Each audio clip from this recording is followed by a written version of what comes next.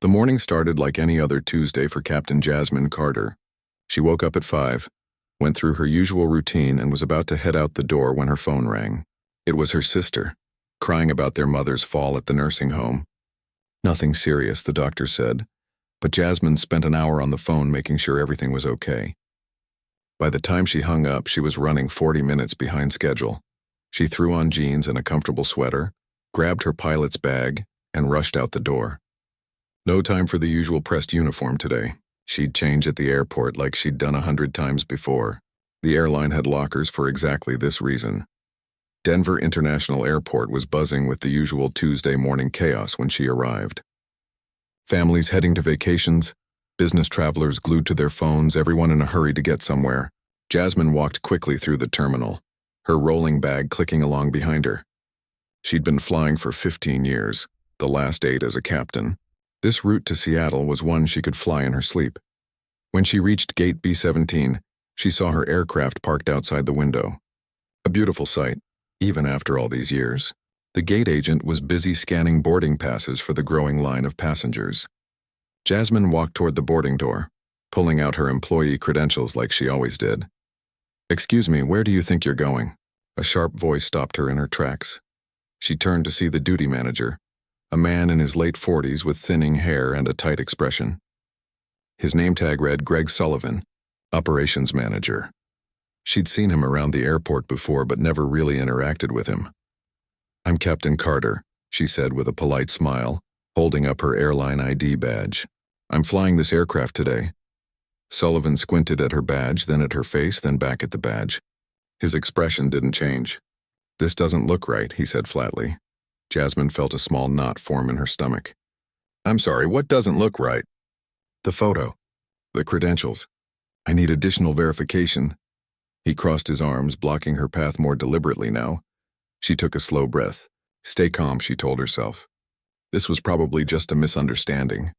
"Sure, no problem." She pulled out her pilot's license, her FAA airman certificate, and her passport.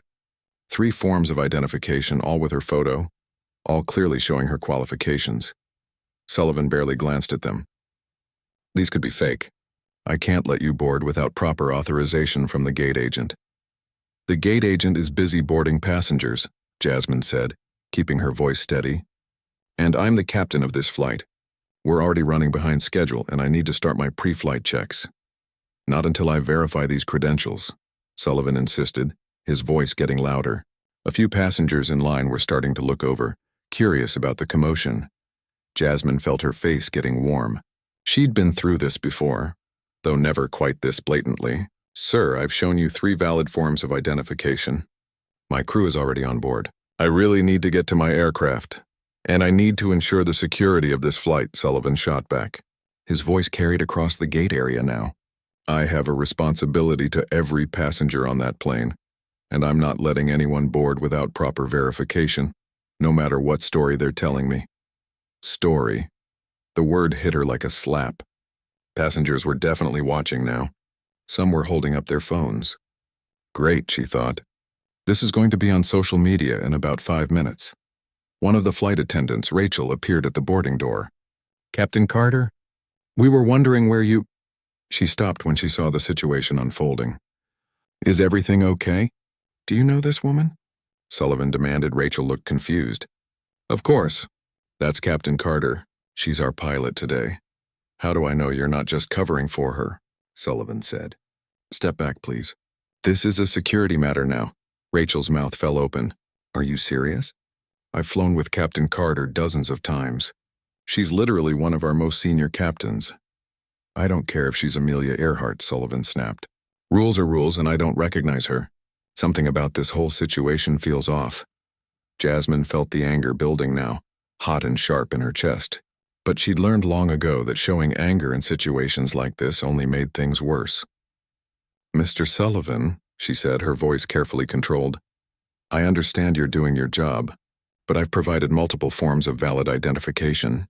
I have a flight to operate, and we're now 15 minutes behind schedule. What exactly do you need from me?" "I'm calling security," Sullivan said, pulling out his radio. "We have a situation at gate B-17. Possible credential fraud. Need an officer here immediately." The knot in Jasmine's stomach tightened into something cold and hard. This was really happening. In front of passengers. In front of her crew. After 15 years of flying, after every certification and hour logged and emergency handled with perfect professionalism, she was being treated like a criminal at the gate of her own aircraft. More crew members had appeared now. The co-pilot Tyler came rushing up. "Captain, what's going on? We need to start the pre-flight." "Stand back," Sullivan ordered. "Nobody boards this aircraft until this situation is resolved." "What situation?" Tyler looked genuinely baffled. "That's Captain Carter. I'm literally flying with her today. We flew together last week." "Everyone seems to have the same story," Sullivan said, his voice dripping with suspicion. "Very convenient." A passenger in line, a woman in a business suit, spoke up. "Excuse me, but this seems ridiculous. She's shown you identification. Her whole crew recognizes her. What more do you need?" Sullivan turned to her sharply. "Ma'am, unless you want to be removed from this flight, I suggest you mind your own business. This is a security matter." The woman's eyes widened, and she stepped back, but Jasmine saw her phone come up. Camera pointed at the scene. 2 airport security officers arrived. Looking confused about what they'd been called for, Sullivan immediately launched into his explanation.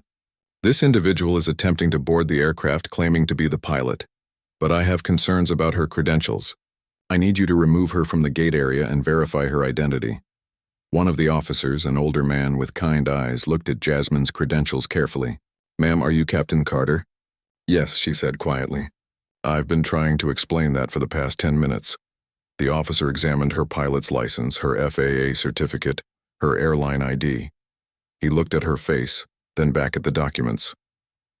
"These all look legitimate to me," he said to Sullivan. "What's the issue?" "The issue," Sullivan said, straightening his spine, "is that I don't recognize her, and in my 15 years of experience, I've never seen a captain show up in jeans trying to board a flight. It's suspicious, and I have the authority to deny boarding to anyone I deem a security risk." The words hung in the air, the real truth of the situation, barely disguised. Jasmine looked at Sullivan, at the security officers, at the crowd of passengers watching with their phones out, and made a decision. She pulled out her phone and made a call. When someone answered, she spoke clearly. "Robert, it's Jasmine Carter. I need you at Gate B-17 immediately. There's a situation you need to see for yourself." "Who are you calling?" Sullivan demanded, but there was the first flicker of uncertainty in his voice. "Someone who can resolve this," Jasmine said calmly, ending the call. "We'll wait." The gate area fell silent except for the background noise of the airport. Passengers whispered to each other. The crew members looked at each other nervously. Sullivan shifted his weight, trying to maintain his authoritative stance but clearly wondering what he'd just gotten himself into. And Jasmine stood there, her credentials still in her hand, waiting for the moment when everything would change. The 5 minutes of waiting felt like an hour. Jasmine stood there, calm on the outside but churning on the inside. She could feel every eye on her. The passengers, the crew, Sullivan with his arms still crossed, trying to look confident but occasionally glancing toward the terminal entrance. One of the flight attendants brought her a bottle of water. "Captain, I'm so sorry this is happening," she whispered. Jasmine gave her a small smile. "Not your fault, Rachel." Tyler, her co-pilot, moved closer. "Should I call the chief pilot's office?" "This is insane." "It's being handled," Jasmine said quietly. She checked her watch. The flight was now 23 minutes behind schedule. The passengers were getting restless, and she couldn't blame them. Then she saw him. Robert Chen, the airport's chief operating officer, walking toward the gate with quick, purposeful steps. His face was tight with concern, and he was followed by a woman in a sharp business suit carrying a tablet. She recognized her as Patricia Wong from Human Resources. Sullivan saw them coming and straightened up, probably thinking they were there to back him up. After all, he'd called this a security situation. He probably expected praise for his vigilance. Robert reached the gate and immediately his eyes found Jasmine. "Captain Carter," he said, and the respect in his voice was unmistakable. "I apologize for whatever has happened here." Sullivan's confident expression flickered. "Mr. Chen, I was just following protocol. This individual was attempting to board without proper verification, and I—" "This individual," Robert cut him off, his voice sharp now, "is Captain Jasmine Carter, one of our most senior pilots. What exactly happened here? I was doing my job, Sullivan said, but his voice had lost some of its certainty. She showed up in civilian clothes with credentials that looked suspicious. In my professional judgment, your professional judgment, Patricia interrupted, tapping something on her tablet, should have included actually verifying those credentials through the proper channels, instead of calling security on a uniformed crew member. She's not in uniform, Sullivan protested. Jasmine spoke up, her voice steady. I had a family emergency this morning. I brought my uniform to change here as policy allows. I showed Mr. Sullivan my airline ID, my pilot's license, my FAA certificate, and my passport. He refused to accept any of them. Robert's jaw tightened. He turned to Sullivan. Did she show you these credentials? Yes, but what? Did they look fake? Were they expired? What specifically was wrong with them? Sullivan opened his mouth, then closed it. The passengers were silent now, watching this unfold like a movie. Several phones were still recording. He said they looked suspicious, Jasmine said calmly. He said he didn't recognize me and that something felt off about the whole situation. Patricia made a note on her tablet. Mr. Sullivan, you've been an operations manager for 6 years. You've received training on proper credential verification. Can you explain why you didn't simply radio the crew desk to verify Captain Carter's identity? The question hung in the air. It was such an obvious solution, and everyone there knew it. One quick radio call would have cleared everything up in 30 seconds. Sullivan's face was turning red now. I made a judgment call. With security threats these days, I thought it was better to be cautious. Cautious, Robert repeated, and something in his tone made Sullivan flinch. Captain Carter, would you mind if I shared something with Mr. Sullivan and everyone here? Jasmine knew what he was about to say. She'd asked him not to make a big deal about it, but right now she didn't stop him. Go ahead. Robert turned to address not just Sullivan, but the gathered crowd of passengers. 3 months ago, Captain Carter was flying a Boeing 737 from Chicago to Phoenix. 20 minutes into the flight, they lost both engines due to a bird strike. Captain Carter managed to glide the aircraft to an emergency landing at a regional airport, saving all 183 people on board. She was later commended by the FAA, received the airline's highest safety award, and was featured in Aviation Weekly. Does that sound like someone who would show up with fake credentials? The gate area erupted in whispers. Several passengers looked at Jasmine with new recognition. One woman actually gasped. Sullivan's face had gone from red to pale. I didn't know. There's more you don't know, Patricia said, looking at her tablet. Captain Carter was recently promoted to Regional Director of Flight Operations. That position was announced in last week's company newsletter. Did you read it? I get a lot of emails, Sullivan stammered. This particular email, Patricia continued, came from the CEO. It was marked important. And Captain Carter's new role means she's now the senior operations executive for this entire region. The words landed like bombs. Jasmine watched Sullivan's face go through a series of expressions. Confusion, realization, horror. He was starting to understand just how badly he'd messed up. Let me be clear about what that means, Robert said, his voice carrying across the gate. Captain Carter is now responsible for overseeing all flight operations in this region. That includes safety protocols, crew management, and yes, ground operations procedures. Mr. Sullivan, do you understand what I'm saying? Sullivan nodded slowly, looking like he might be sick. Captain Carter is your superior's superior. Robert spelled it out. And instead of verifying her credentials through proper channels, you called security on her in front of passengers and crew. One of the passengers, an older man in a business suit, spoke up. Excuse me, but I think we all know what really happened here. I've been flying for 40 years and I've never seen an operations manager treat a white pilot like this. Several other passengers murmured in agreement. A younger woman added, I've got the whole thing on video. The way he talked to her, the assumptions he made. It's pretty clear what this was about. Sullivan looked panicked now. This had nothing to do with race. I treat everyone the same. Do you? Patricia asked, still looking at her tablet. Because I'm looking at your record right now. And this isn't the first complaint we've received about your treatment of crew members. In fact, there have been 3 formal complaints in the past 18 months. Jasmine hadn't known about that. She'd thought maybe this was just an isolated incident, one man having a bad day. But 3 complaints? That was a pattern. Those were all misunderstandings, Sullivan said quickly. People are too sensitive these days. I was just doing my job. Your job, Robert said coldly, is to facilitate safe and efficient operations, not to harass crew members who have shown you valid credentials. Captain Carter, I apologize on behalf of the entire airport authority. This should never have happened. Jasmine nodded, accepting the apology but feeling drained. I appreciate that.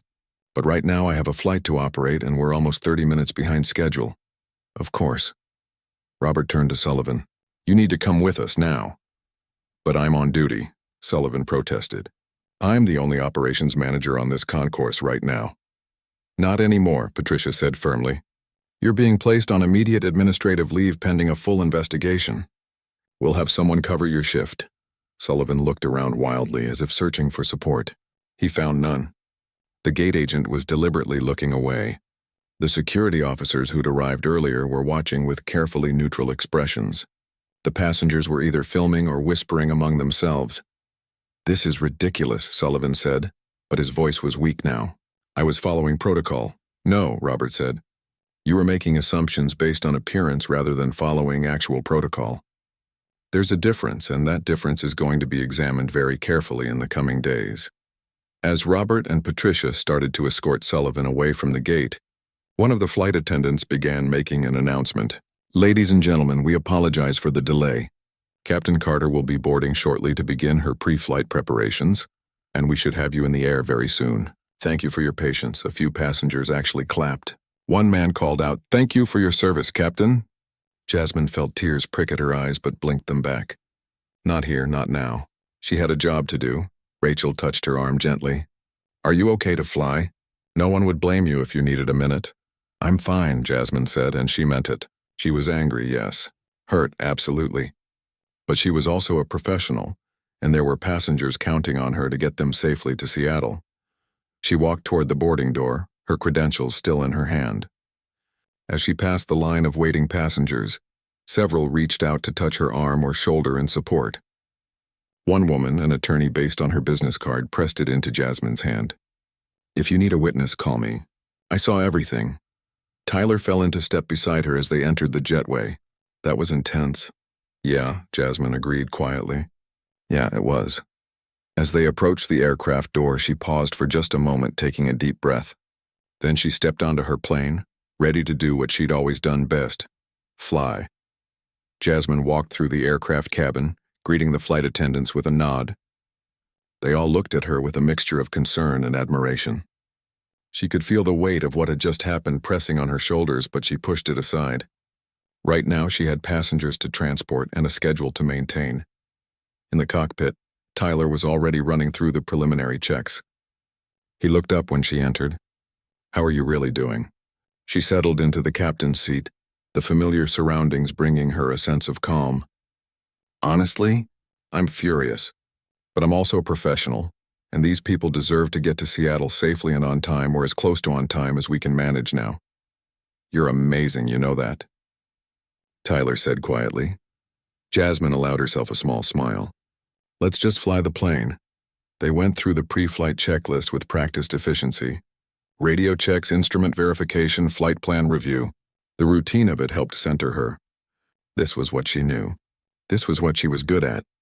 No one could take that away from her. 20 minutes later, they were cleared for pushback. Jasmine picked up the PA microphone and took a breath before speaking. Good morning, everyone. This is Captain Carter speaking. First, I want to apologize for the delay this morning.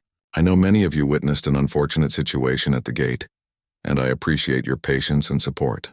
I want you to know that your safety and comfort are my top priorities. We'll be in the air shortly, and I'll do everything I can to make up some time on this flight. The weather looks great today, and we should have a smooth ride to Seattle. Flight attendants, please prepare the cabin for departure. As she hung up the microphone, she heard something unexpected. Applause. It started in the back of the cabin and spread forward. Passengers were clapping. For her. Tyler grinned. I think you've got some fans out there. The flight itself was smooth, just as Jasmine had promised. She focused on the mechanics of flying, the constant small adjustments, the communication with air traffic control. Up here at 35,000 feet, the world made sense. There were rules that applied equally to everyone. Physics didn't care about the color of your skin or what you were wearing. If you did your job right, the plane flew. Simple as that. But even as she flew, part of her mind kept replaying the scene at the gate. The way Sullivan had looked at her credentials and dismissed them. The way he'd raised his voice, drawing attention to her. The assumption that she was lying, that she was somehow a threat. She'd faced prejudice before in her career, certainly. The aviation industry wasn't exactly known for its diversity. But it had been a long time since someone had been quite so blatant about it. "You're thinking about it," Tyler said, breaking into her thoughts. "Hard not to," she admitted. "For what it's worth, I think you handled it perfectly. I would have lost my temper. I learned a long time ago that losing your temper just gives people an excuse to call you aggressive or difficult, especially when you look like me." Tyler was quiet for a moment. "That's not fair." "No," Jasmine agreed. "It's not, but it's reality." They flew in comfortable silence for a while. Then Tyler spoke again. "Can I ask you something? And you can tell me if I'm out of line." "Go ahead." "How often does stuff like this happen? Maybe not this extreme, but, you know." Jasmine considered the question. "More often than you'd think. Less often than it used to be. Someone assuming I'm a flight attendant instead of a pilot. Passengers who don't believe I'm the captain until they see me in the cockpit. Other pilots who question my decisions more than they would a male captain's. It's usually subtle. Today was not subtle." "I'm sorry," Tyler said. "I had no idea." "That's the thing about being in the majority," Jasmine said gently. "You don't have to think about it. I'm not saying that to make you feel bad. It's just the truth." Back in Denver, Sullivan sat in a small conference room with Robert and Patricia. The confident, authoritative demeanor he'd shown at the gate had completely evaporated. He looked small and worried, sitting with his hands clasped on the table. "I want to understand exactly what happened," Patricia said, her pen poised over a notepad. "Walk me through your thought process." Sullivan shifted in his seat. "I saw someone in casual clothes trying to board the aircraft. She showed me credentials, but something just felt off about the whole situation." "What specifically felt off?" Robert asked. "I don't know, just a gut feeling. My instinct was telling me something wasn't right." Patricia made a note. "And when multiple crew members confirmed her identity, what did you think then?" "I thought maybe they were all in on it together. Like I said, it felt suspicious." "Mr. Sullivan," Robert said, his voice hard, "I'm going to ask you a direct question and I want an honest answer. Have you ever stopped a white male pilot in civilian clothes and demanded additional verification beyond their credentials?" Sullivan's face flushed. "That's not a fair question. Every situation is different." "Answer the question," Patricia said firmly. "I don't remember every interaction I've had with crew members." "Let me help your memory," Patricia said, consulting her tablet. 3 complaints filed against you in the past 18 months. Flight attendant Keisha Williams, African-American woman. First Officer Carlos Mendez, Hispanic man. Flight attendant Jin Park, Korean-American woman. All 3 complained that you questioned their credentials inappropriately and treated them with suspicion despite proper identification. "Do you see a pattern here? People are too quick to play the race card these days," Sullivan muttered. The room went silent. Even Sullivan seemed to realize he'd said the wrong thing. "Let me be very clear," Robert said, his voice icy. "What happened today was captured on multiple cell phones. Those videos are already circulating on social media. I've seen them. The way you spoke to Captain Carter, the assumptions you made, the fact that you called security on a decorated pilot showing valid credentials, it all paints a very ugly picture." "I was doing my job," Sullivan insisted, but his voice lacked conviction. "No," Patricia said. "You were letting your biases override your professional judgment. And that's a serious problem, not just for you, but for this airline and this airport." Sullivan looked between them, and for the first time, real fear showed on his face. "What happens now?" "Now," Robert said, "we conduct a thorough investigation. We'll review every complaint filed against you. We'll interview crew members you've interacted with. We'll examine your training records to see if you've completed all required diversity and inclusion modules. And then we'll make a determination about your future with this company." "This is all being blown out of proportion," Sullivan said desperately. "It was one mistake. One incident." "It was 4 incidents," Patricia corrected. 4 that were formally reported. I wonder how many others didn't bother to file complaints because they didn't think anything would be done about it. Back on the flight, Jasmine was beginning their descent into Seattle. The city sprawled below them, the mountains rising in the distance. It was a view she'd seen hundreds of times, but it never got old. Seattle approach, this is Flight 447. Descending to 10,000 feet, she said into her radio. Flight 447, Seattle approach, continue descent to 5,000 feet. Expect runway 16 right. Descending to 5,000, expect 16 right, Flight 447. The landing was smooth, one of her better ones. As the plane taxied to the gate, Jasmine made another announcement. Ladies and gentlemen, welcome to Seattle. On behalf of myself and First Officer Chen, thank you for flying with us today. And thank you again for your patience this morning. I hope you all have a wonderful day. More applause. It made her throat tight with emotion, but she kept her composure. As the passengers deplaned, many of them stopped to speak to her. She stood in the cockpit doorway as she always did, thanking people for flying with them. An elderly woman touched her hand. My granddaughter wants to be a pilot. After today, I'm going to make sure she knows about you. A businessman shook her hand firmly. That was disgraceful, what happened in Denver. You handled it with more grace than I ever could have. The attorney who'd given her the card earlier stopped and said, I mean it.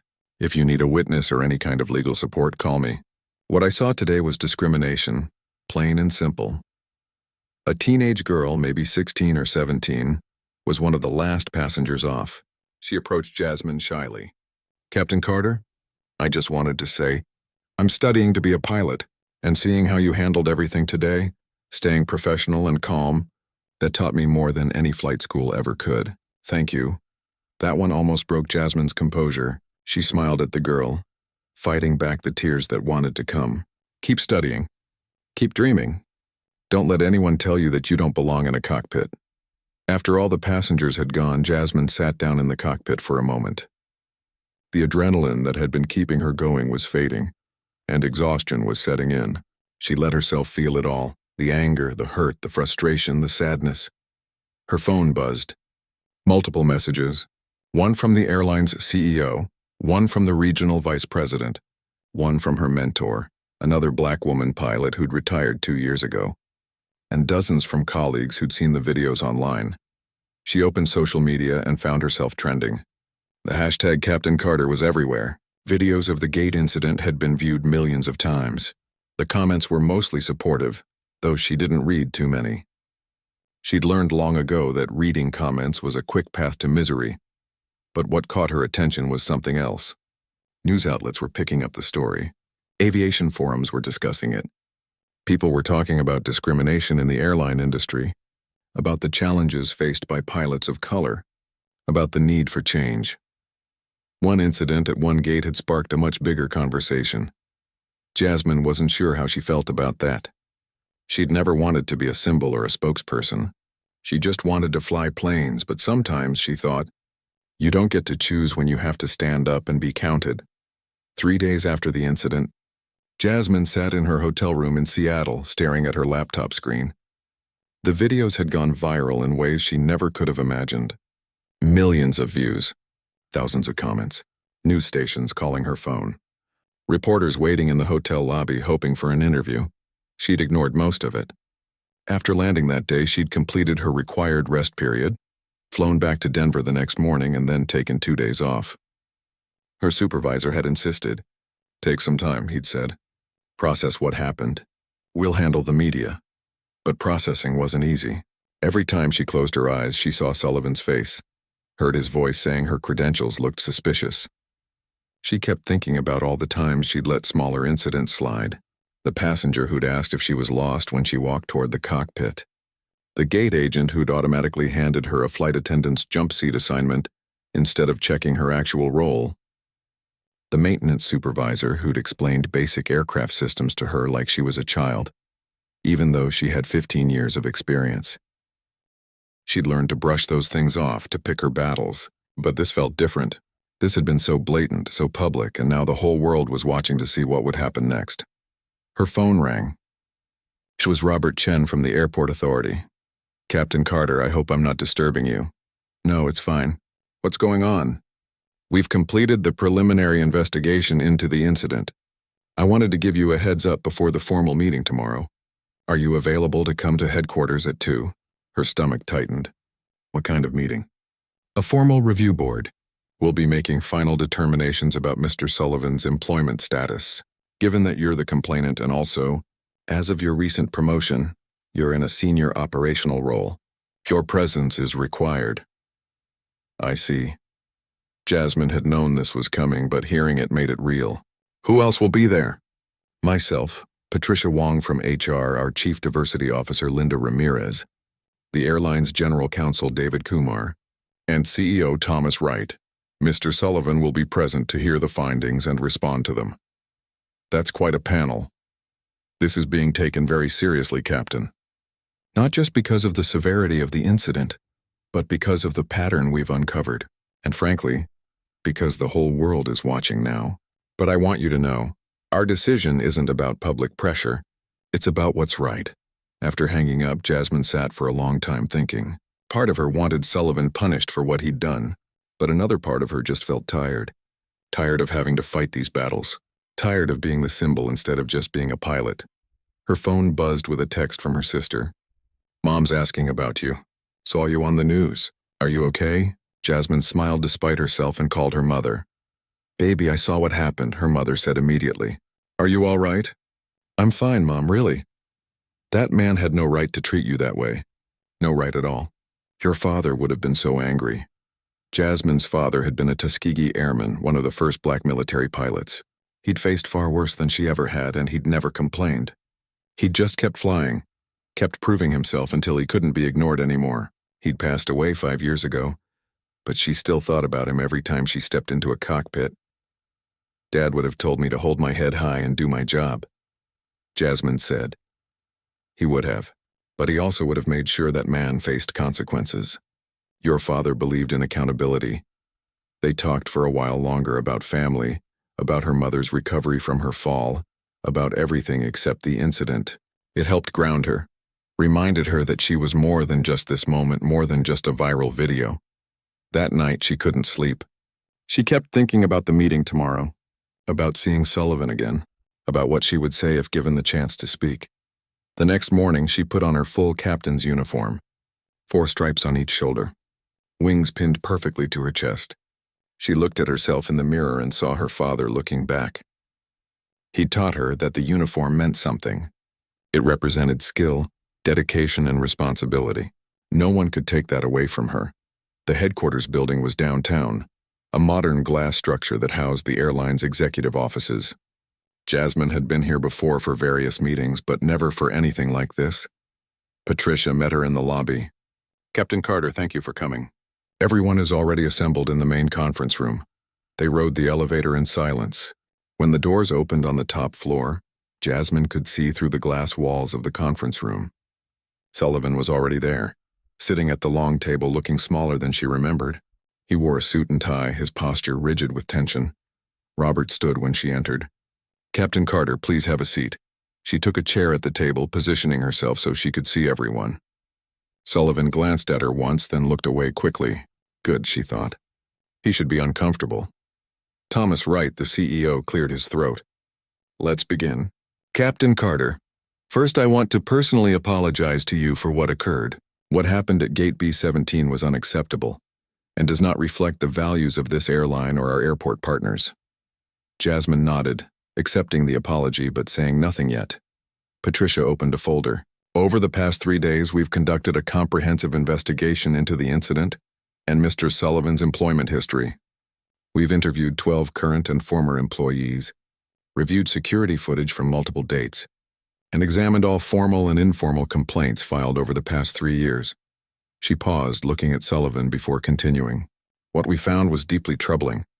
The incident with Captain Carter was not isolated. It was part of a clear pattern of discriminatory behavior. Sullivan shifted in his seat but remained quiet. Linda Ramirez, the diversity officer, spoke next. Mr. Sullivan, our records show that you've had mandatory diversity training 3 times in the past 2 years. Each time you completed the courses with passing scores. Yet the complaints continued. Can you explain this? Sullivan finally spoke, his voice defensive. Those complaints were overblown. People are too sensitive. I treat everyone the same. That's not what the evidence shows, Patricia said firmly. She pulled out a printed report. In the past 3 years, you've questioned the credentials of 17 crew members. Of those 17, 15 were people of color. Only 2 were white. And in those 2 cases involving white crew members, you accepted their first form of identification and moved on. With the others, you demanded multiple forms of ID called supervisors, or in Captain Carter's case called security. The numbers hung in the air like smoke. Even Sullivan seemed stunned by them laid out so clearly. "That's just coincidence," he said weakly. "I don't even think about race when I'm doing my job." "That's precisely the problem," Linda said. "Implicit bias doesn't require conscious thought. But it does require acknowledgement and active work to counter. Work that you've consistently failed to do." David Kumar, the general counsel, leaned forward. "Mr. Sullivan, we need to discuss the legal implications. Captain Carter would be well within her rights to file a lawsuit for discrimination and harassment. The video evidence alone would make this a very difficult case for us to defend."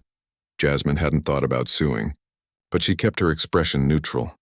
"Beyond that," David continued, "we have potential liability from the 15 other crew members who experienced similar treatment. Several have already reached out to inquire about legal options." Sullivan's face went pale. "I never meant to discriminate against anyone. I was just doing my job the way I thought was right. Intent doesn't negate impact," Linda said quietly. "And the impact of your actions has been significant. You've created a hostile work environment for multiple employees. You've caused emotional distress, and you've exposed this airline and airport to serious legal and reputational risk." Thomas looked at Sullivan directly. "We also need to address what happened in the moment with Captain Carter. Even if we set aside the pattern of behavior, your actions that day violated multiple policies. You failed to follow proper credential verification procedures. You escalated a situation unnecessarily. You called security on a senior airline official without cause. Any one of those would be grounds for disciplinary action," Robert added. "You also ignored multiple crew members who confirmed Captain Carter's identity. At that point, it was no longer about security. It became about ego and control." "I made a mistake," Sullivan said, and for the first time his voice cracked slightly. "I admit that. But I've worked here for 15 years. I've got a family, a mortgage. I can't lose this job." Jasmine felt an unexpected pang of sympathy. She knew what it was like to worry about job security, to have responsibilities and people depending on you. But then she remembered standing at that gate, being treated like a criminal in front of passengers and crew, and the sympathy faded. Patricia looked at her. "Captain Carter, you haven't spoken yet. Would you like to say anything before we proceed to our determination?" All eyes turned to her. This was her moment. She could be gracious, could say that everyone deserved a second chance, or she could speak the truth that had been building inside her for 3 days. She chose truth. "Mr. Sullivan, you asked me at the gate what story I was telling. You made me feel like a liar and a threat in front of 100 people. You took away my dignity over nothing more than your assumptions about what a pilot should look like." Her voice was steady, but there was steel in it. "This wasn't just about me. It was about every black pilot, every woman pilot, every person of color who has to work twice as hard and prove themselves 3 times over just to be believed. You didn't see my credentials. You didn't see my experience. You saw my skin color and decided I didn't belong." Sullivan looked down at the table. "I've spent 15 years building a career in an industry that wasn't built for people who look like me." Jasmine continued. "I've earned every stripe on this uniform. I've saved lives. I've mentored young pilots. I've done everything right. And yet one man with a radio and a bias could try to take it all away in 5 minutes." She paused, letting her words sink in. "So no, I'm not interested in hearing about your mortgage or your family. Because you didn't think about my career or my dignity when you made your choices that day." The room was silent. Finally, Thomas spoke. "Thank you, Captain Carter. That was important for us all to hear." He turned to Sullivan. "Mr. Sullivan, based on the investigation findings and Captain Carter's testimony, we've reached a decision." Thomas Wright looked at Sullivan with an expression that held no sympathy, only disappointment. "Mr. Sullivan, your employment with this airline is terminated, effective immediately." The words landed like a gavel. Sullivan's face went through a series of expressions: shock, denial, anger, before settling on something closer to despair. "This is based not only on the incident with Captain Carter," Thomas continued, "but on a documented pattern of discriminatory behavior spanning 3 years. We've found that you systematically treated crew members of color differently than their white colleagues. Despite receiving repeated training on proper procedures and implicit bias, Patricia slid a document across the table. This is your termination letter. It outlines the specific policy violations and the evidence supporting our decision. You'll receive 2 weeks of severance pay, and your health insurance will continue through the end of the month. Security will escort you to collect your personal belongings. Sullivan stared at the paper like it might bite him. 2 weeks? After 15 years? You're lucky we're offering anything, Robert said bluntly. Given the liability you've created for both the airline and the airport authority, we would be within our rights to terminate for cause with no severance at all. This is because of the videos, isn't it? Sullivan's voice turned bitter. You're just trying to look good for the media. If those passengers hadn't been filming, nothing would have happened. Linda leaned forward, her voice firm but not unkind. Mr. Sullivan, those videos showed the world what has been happening behind closed doors for years. 15 crew members complained about your behavior. 15. And those are just the ones who felt safe enough to report it. How many others stayed silent because they didn't think anyone would listen? I was doing my job, Sullivan said again, but the words sounded hollow now even to him.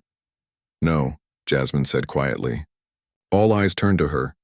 You were abusing your authority. There's a difference. Sullivan looked at her, and for a moment something flickered in his eyes. Maybe regret. Maybe just self-pity. I really didn't mean to discriminate. I made judgments based on what seemed off to me. And what seemed off to you, Jasmine said, was always people who didn't look like you. That's not security consciousness. That's bias. And it cost people their dignity. Thomas stood, signaling the meeting's end. Captain Carter, I want to discuss next steps with you. Mr. Sullivan, security is waiting outside to escort you out of the building. 2 security officers entered the room. Sullivan rose slowly, picking up the termination letter with shaking hands. He paused at the door and turned back to Jasmine. For what it's worth, he said quietly, I am sorry.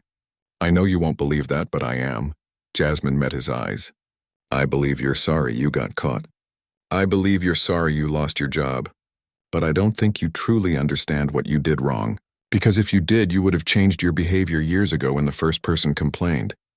Sullivan opened his mouth to respond, then closed it. There was nothing left to say. He walked out, followed by the security officers, and Jasmine felt a strange mixture of vindication and emptiness. After he left, Thomas turned to her with a more serious expression. Captain Carter, we need to talk about preventing this from happening again. Not just here, but across the industry. What did you have in mind? Several things. First, we're implementing mandatory quarterly bias training for all ground staff. Not just annual checkbox training. Real workshops with accountability measures. Second, we're creating a confidential reporting system where crew members can report discrimination without fear of retaliation. Third, and this is where you come in, we want to establish a diversity task force for flight operations. Linda pulled out a folder. We'd like you to lead it, Captain Carter. Your new role as Regional Director of Flight Operations gives you the authority to make real changes. And frankly, after what happened, you have a platform. People are listening. Jasmine felt the weight of the request. She'd never wanted to be an activist or a spokesperson. She just wanted to fly. But she thought about that teenage girl on the plane who wanted to be a pilot.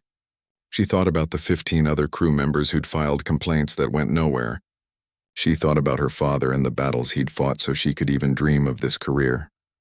I'll do it, she said, but on one condition. This can't just be performative.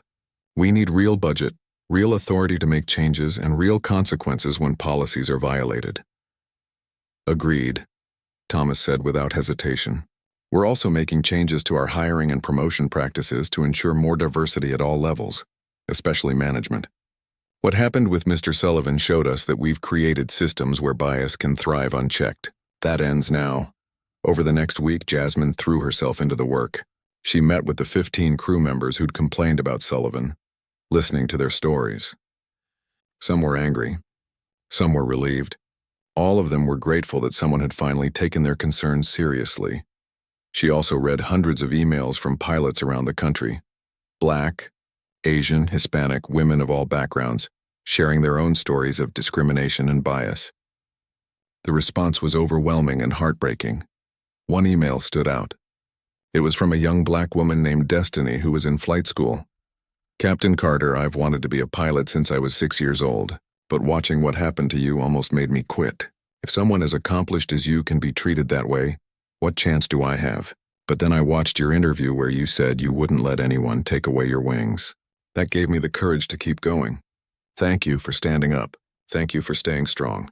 You've shown me that we belong in those cockpits no matter what anyone says. Jasmine printed that email and put it on her office wall. It reminded her why this work mattered. The airline launched its new diversity initiative with a press conference. Jasmine stood at the podium in her full uniform, looking out at the reporters and cameras, and spoke from the heart. What happened to me at Gate B-17 wasn't just about one manager's poor judgment. It was a symptom of a larger problem in aviation and in our society. Too many talented people are judged by their appearance rather than their qualifications. Too many voices are dismissed instead of heard. That changes now. She outlined the new policies, the training programs, the accountability measures. But she also made a promise. To every young person watching this who dreams of flying, especially those who don't see people who look like them in cockpits, you belong here. Your dreams are valid. Work hard, study hard, and don't let anyone tell you that you're not good enough. The sky doesn't care about the color of your skin. It only cares about your skill and your dedication. After the press conference, Patricia pulled her aside. I thought you should know. 5 more employees came forward with complaints about discriminatory treatment from other managers. Your courage in speaking up has opened the floodgates. Good, Jasmine said. That means people feel safe enough to tell their stories. That's progress. 2 months later, Jasmine was in her office reviewing training materials when her phone rang. It was the teenage girl from the plane calling from an unknown number. Captain Carter? This is Ashley. I was on your flight from Denver to Seattle. The one where, well, you know.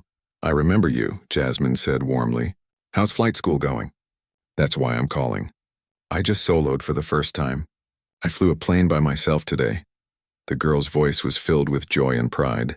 And the whole time I was up there, I kept thinking about what you told me. About not letting anyone tell me I don't belong. Jasmine felt tears prick her eyes. Congratulations. That's a huge accomplishment. I wanted you to know that you made a difference. Not just for me, but for everyone watching. My flight instructor said she's seen a huge increase in applications from women and minorities since your story went viral. People are inspired. After hanging up, Jasmine walked to her window and looked out at the runways. Planes taking off and landing in an endless rhythm. Each one carrying people to new destinations, new opportunities, new beginnings. She thought about Sullivan sometimes, wondered if he'd learned anything from losing his job. She hoped he had, but she'd made peace with the fact that she might never know. What mattered now was the future. The policies they'd implemented were already making a difference. The diversity task force had grown to include representatives from every department. The confidential reporting system had received over 40 complaints in its first month, and each one was being taken seriously. It wasn't perfect. There was still work to do, but things were changing. That evening, Jasmine put on her uniform for a flight to Miami. As she walked through the airport toward her gate, she noticed something different. Crew members of all backgrounds walked with their heads a little higher. A young black male pilot smiled at her as he passed, giving her a respectful nod. At her gate, the operations manager greeted her professionally, checking her credentials with proper procedure and respect. No drama, no suspicion, just a pilot reporting for her flight as it should be. Jasmine boarded her aircraft, settled into the captain's seat, and began her pre-flight checks.